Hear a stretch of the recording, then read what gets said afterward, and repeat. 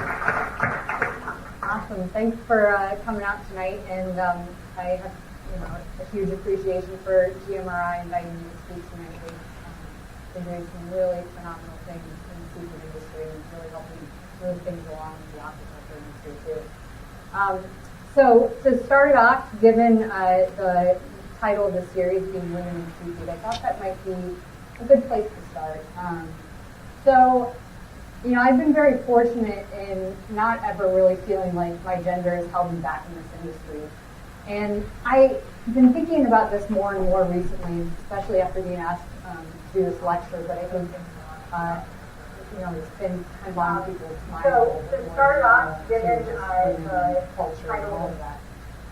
But I think, part of my personal experience is because of the generation that I'm in. I have an expectation and just absolutely no thought that of course I can't do stuff and that I can't go after something I'm passionate about or that I'm interested in. And I think that so much of that has to do with the women who've gone before me and the generations of women who've knocked down barriers, pursuing things that they're passionate about, that they're interested in, that they're just good at, and never, really asking to be recognized for that. And those movements and those women have really set things up for women of my generation to not even think twice about it. The other thing is, thinking about this topic and why I've never really felt held back, I think part of it too is that I'm part of a new, fast-growing industry. And because of this industry growth and the speed at which it's growing, I don't think it's had the time to have an institutional kind of gender expectations that other industries have. From the very beginning of getting involved with this industry, I was set up with examples of women, in very important roles. So after I attended college at Auburn University, I studied aquaculture. My first job post-college was working on a USAID project in Uganda. And when I went over there, I was part of a really incredible team. My boss was a woman who had been working in Africa for over 25 years, and she had her whole family, her 2 teenage kids there, and her husband. And the other person on our team was a woman who was from Kenya, and she was our vet. And we traveled the entire country. We worked with women who owned farms, women who managed farms. The woman down in the corner was the general manager for one of the largest farms in Africa, and she was starting a new project in Uganda at that time. But I saw women who not only managed farms, but would farm hands, farm technicians, and that was my introduction to the industry, and it really set up kind of a standard and bar for the rest of my experience in the career. I also do have to say that one of the women who really impacted me from when I was a child was my mother. She also set a bar and an example for me. She held a very traditional gender role of being a stay-at-home mom, but that by no means defined her. And she was the person who got my family out hunting every year, who took us fishing, fly fishing. I remember as a kid learned to fly fish in a Walmart parking lot out in Montana. And she took us on backcountry trips, and even was my brother's Boy Scout leader in the 90s. So, having that as my example, I think it also helps shape the person that I am in this industry. So I don't know where everybody stands with aquaculture, but I figured I'd start there. Explain a little bit about the industry, some aspects of it before we dive into Eels. So, aquaculture. This is a really popular graph that a lot of people see, and what is the incredible part to this, the blue is aquaculture. The very last year was on here, 2014. This was a moment where aquaculture production has overtaken wild fisheries production and supplying the world with seafood. So that's pretty wild. So over half of the seafood that's eaten in the world now comes from aquaculture. So this industry is becoming extremely important to people. And part of that reason, if you can see there, the fisheries graph, which is in orange, has plateaued. So despite getting better and better at fishing, we're still catching about the same amount. And we are still growing the population, which means we got to feed everybody. So aquaculture has really stepped up to do that. So why else is aquaculture important? This is really kind of sums it up, is aquaculture and seafood is some of the most efficient protein to produce. So by efficiency, if you look on here, you got a couple ratios, 10 to 1, 6 to 1, 3 to 1. That's the ratio of feed to animal protein. So with the cow, it takes 10 pounds of meat, 10 pounds of feed to produce 1 pound of meat. So there's a big difference. Fish can get down to 1 to 1 in some cases with seaweed and mussels. You don't have to feed them anything, and you're getting a great protein source. But the other thing you have to think about is not only is that just feed, but you have to think about the resources it takes to get that feed. So it's land, it's water, it's fuel to either harvest that or move it to production. So when you think about the footprint of that 10 pounds, it gets astronomically different.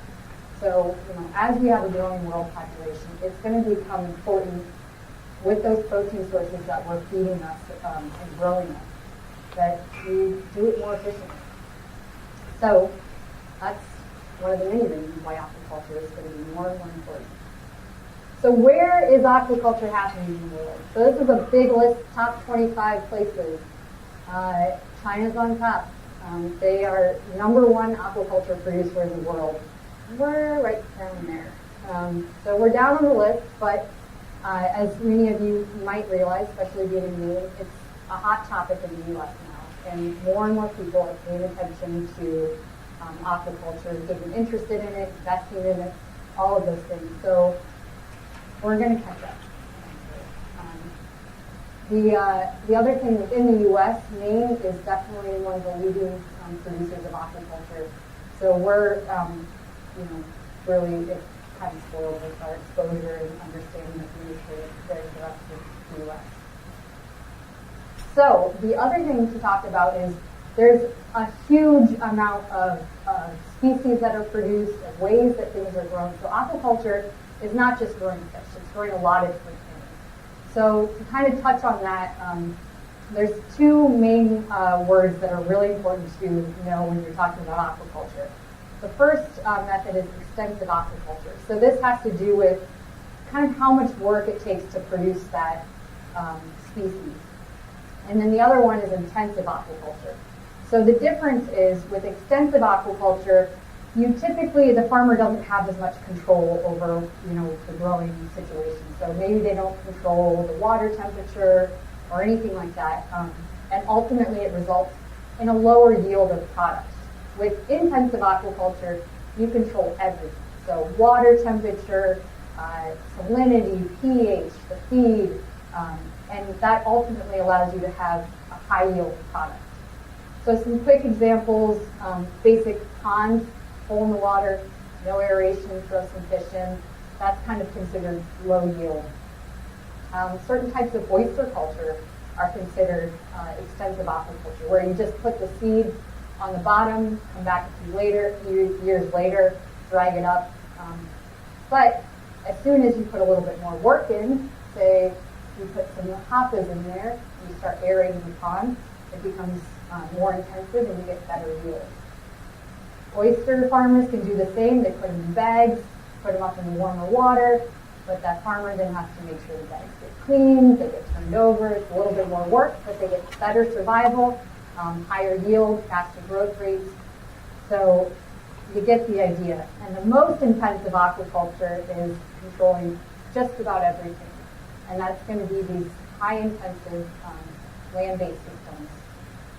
So the last thing with the aquaculture topic is where those farmers are sourcing their seed.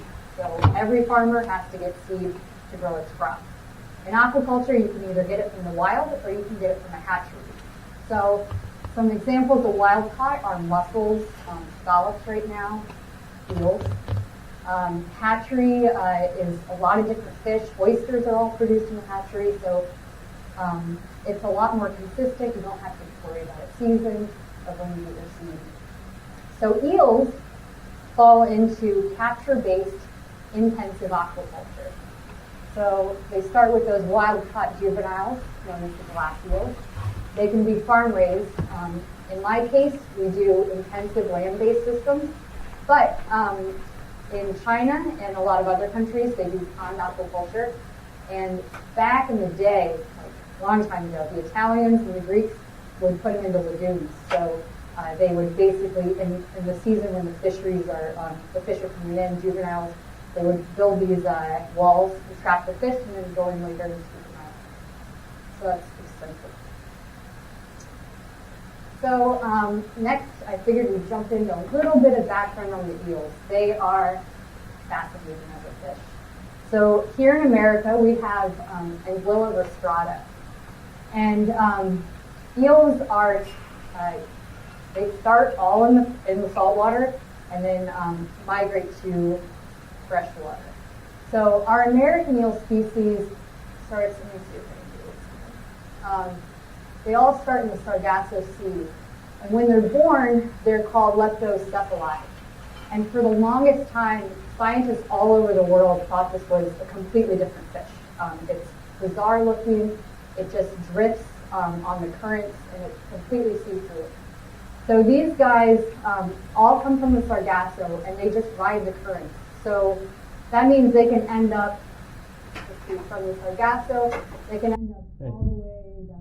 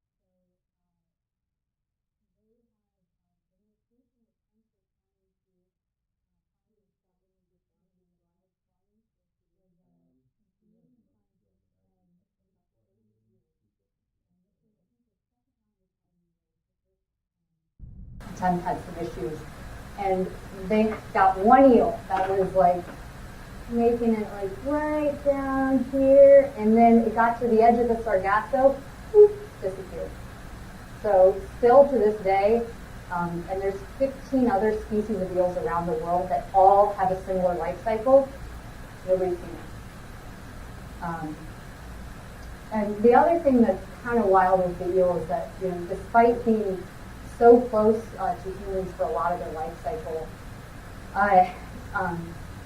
and still having these mysteries, you know, we have throughout like kind of these different cultures, there's all these traditions around the eels.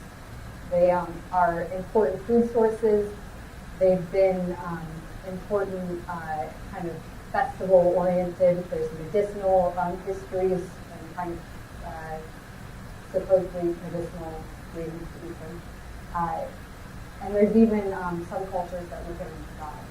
So it's, you know, just a really impressive species to work with.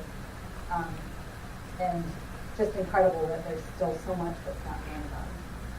So the other kind of wild, I'm going to keep using wild, sorry.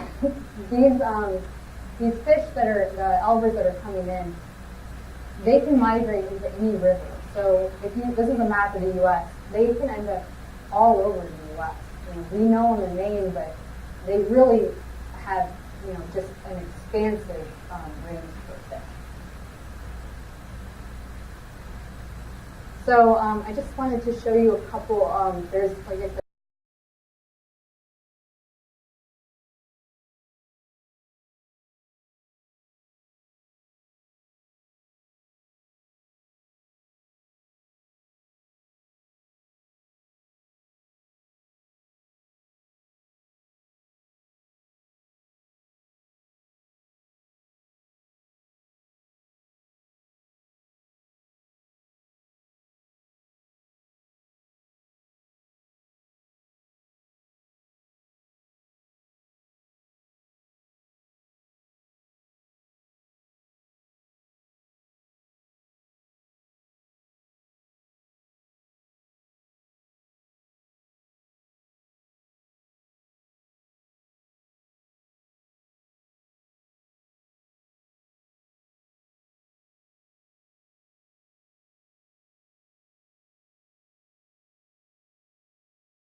I did get to travel diving. I decided to leave.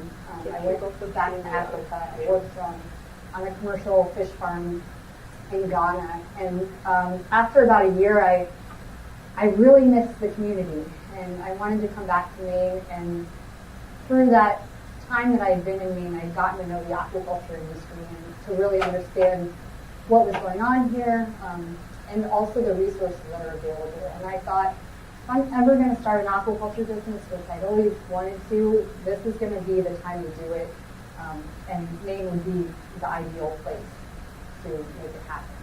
And, you know, 10 years ago, I couldn't have done this. You know, aquaculture doesn't have the reputation it does now.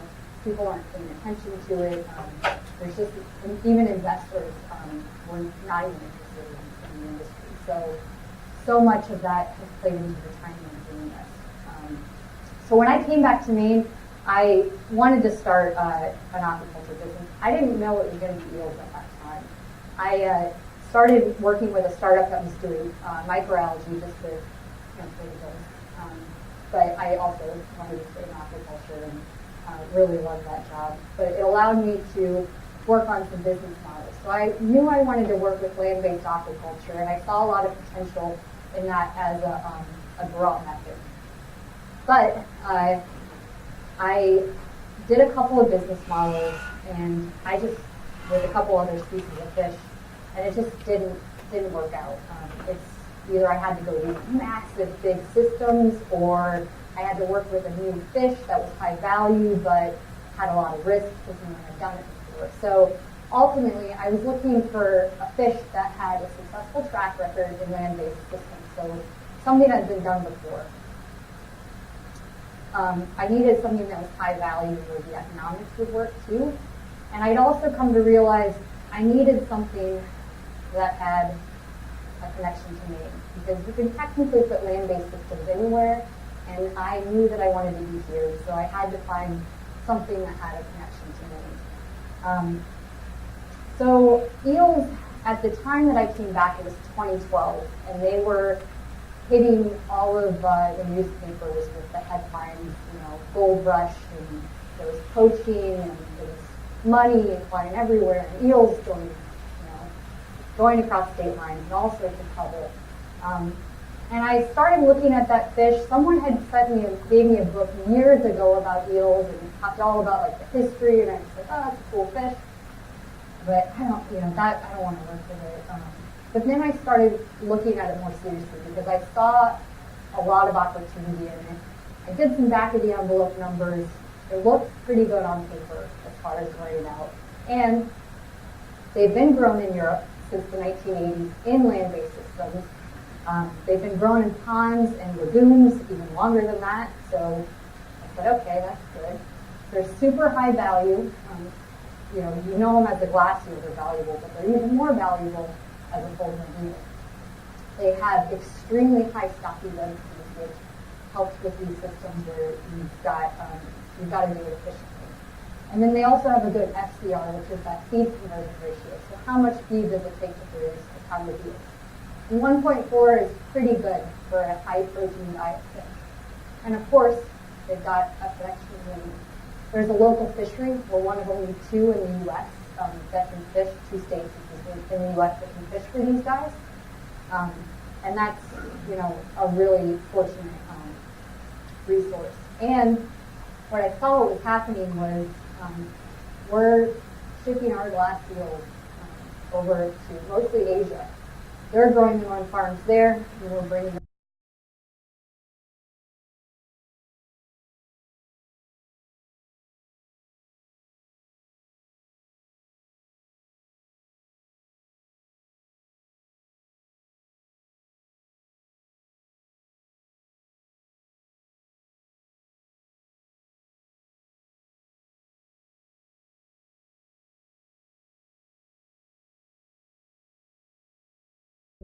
It's also quality of product. So if you remember that world graph of all of those eel species, the farms that are going on in Asia and other parts of the world, they don't always get an eel species that's been legally harvested or that's even efficient.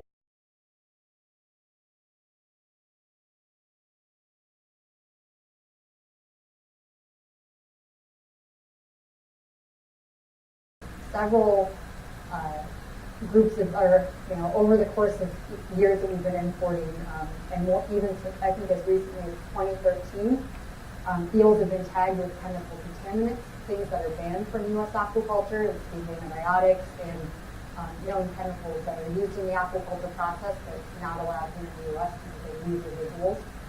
So I saw a way, an opportunity to do it better, something that could bring more value to me. So basically, for the consumer, I saw an opportunity to provide a traceable, more sustainable eel product. And again, I couldn't have done this 10 years ago because people weren't asking where their seafood was coming from. And that's really only a recent phenomenon. So being able to provide a quality product and people know where it's from, who fished it, what river it came from. For Maine, I saw this opportunity as a way to bring more value to this fishery, to provide year-round jobs, and I love that it actually connected to a seasonal fishery and brought that kind of year-round value to it.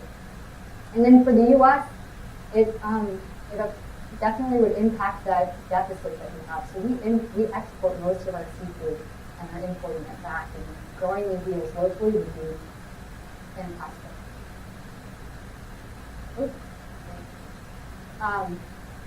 So all of that was just the idea stage. So I looked at it, I did the back of the envelope stuff, it looked really great. But I think there's a moment in every idea where it goes from kind of a thought in your own head to when you share it with somebody else. And I still remember the moment that I said this idea out loud to someone, and I was at a table and with my landlord, who is this really incredible woman. She's in her 80s now, but in so many ways she's a mentor to me too. And she knew that I had been kicking around these ideas, and I said it out loud finally, and it has propelled into motion everything that I've been doing so far. I think it's those moments where an idea can just be a fluff, or it can, start moving things forward. And for me, from that moment on, I started doing some action. So the first thing I did was get some eels. So I hadn't worked with this fish before. It sounded great, but I think any good farmer, you got to grow a little bit of that plant to see how it is, to see how it behaves. So I started actually in my basement in Thomaston. Not with that landlord, I moved out.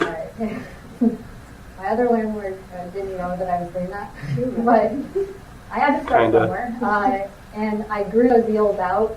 They did great, and I was able to do that with a sea grant, Maine sea grant development grant.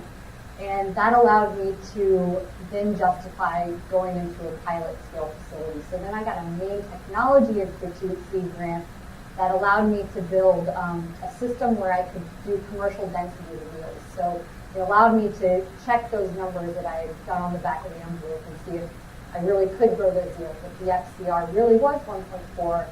And ultimately, most importantly, it allowed me to put product in the marketplace. I thought, yeah, okay, people want local food and local fish, but do they really want local eel? And I was able to put my product out there, and I got top chefs around the nation to try it and to give me feedback, and it was amazing, the responses that I got. So that was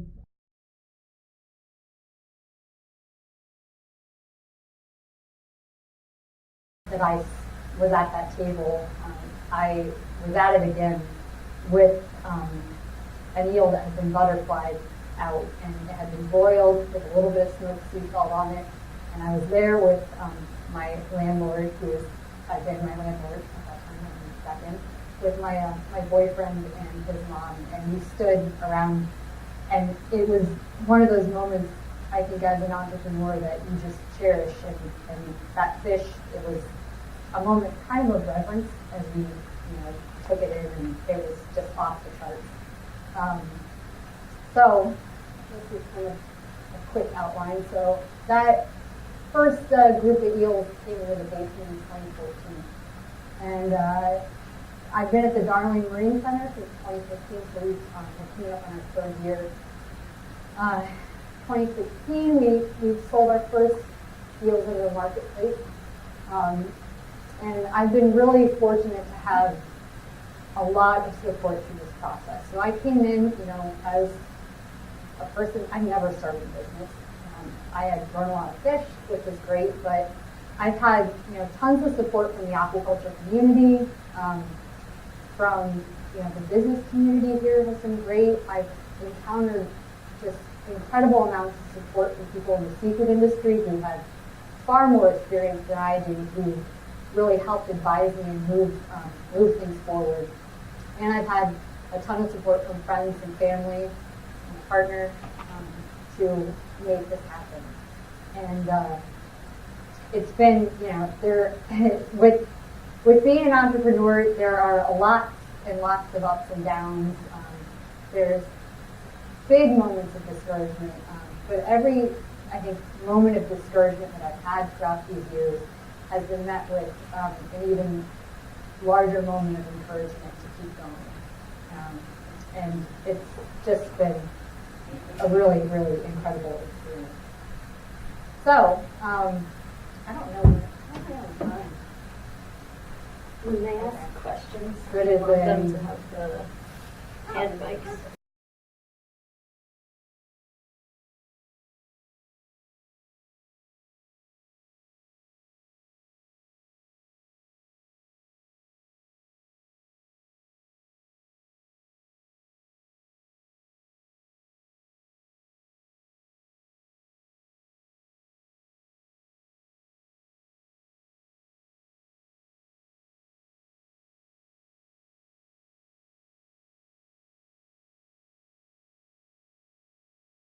Group of eels that I had in the basement. This was one of my one of those moments where I was like, oh, gotta keep going. When I was moving into the pilot scale facility, I didn't want to transfer the same eels I'd been growing in the basement. So I pulled them out. I did a bunch of weighing and measuring, and I was sitting there with eels, and I can't just waste these. I gotta do something with them. And I was like, I heard they're good smoked. So I borrowed a friend's smoker, watched some YouTube videos, and smoked the eels, and I pulled them out, and I was like, hey, that stuff is right. It's good. It looks like the video. And I stood over the cutting board, and I cut it open, and I laid it out. The piece. Holy moly, that is good. I was like, that.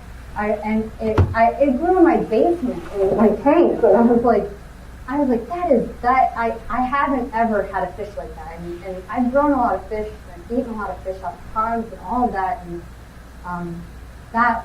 it was incredible. And that was the moment where I was like, okay, like, I gotta do that. I gotta scale this, and I gotta make that, and it'll be great. So several years later, out of the basement, I have done that smoked eel multiple times, and it's gotten praise all over the place.